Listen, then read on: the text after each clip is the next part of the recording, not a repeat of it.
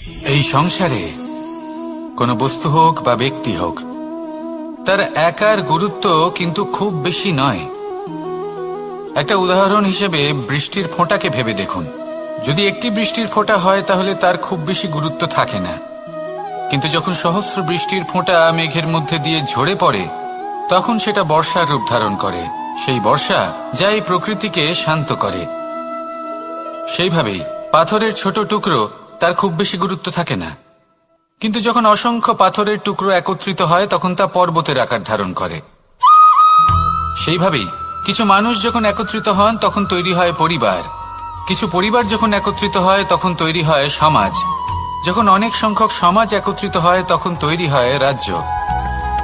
এবার এই রাজ্যের সবথেকে গুরুত্বপূর্ণ ব্যক্তি হতে পারেন রাজা, কিন্তু তাও সেই রাজা একা কিছু করতে পারেন না। যুদ্ধ লড়ার সময় তারও নিজের সৈন্যদলকে প্রয়োজন পড়ে।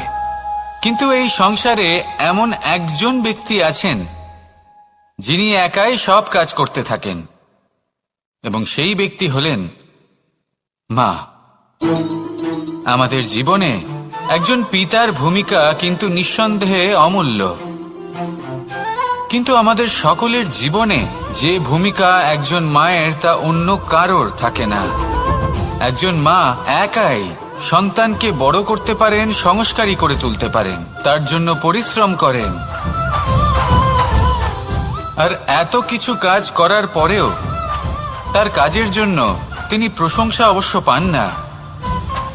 উল্টে যদি সেই সন্তান অনুচিত পথে চালিত হয়, অনুচিত কর্ম করে, তখন সেই মাকেই অপবাদের পাত্র হয়ে উঠতে হয়। আমাদের জীবনে মায়ের যোগদান কতটা সেটা বুঝুন। আপনাকে বড় করে তোলার জন্য উনি কতটা পরিশ্রম করেছেন সেটা বুঝুন। আজ থেকে, এখন থেকে, এই মুহূর্ত থেকে মাকে সম্মান করতে শিখুন। যখন সময় পাবেন, যখন সুযোগ হবে, তখন তার প্রশংসা করুন, ওনারও ভালো লাগবে। আর মায়ের এই মমতার জন্য, তার এই ভূমিকার জন্য আসুন সবাই মিলে আমরা তাকে প্রণাম করি,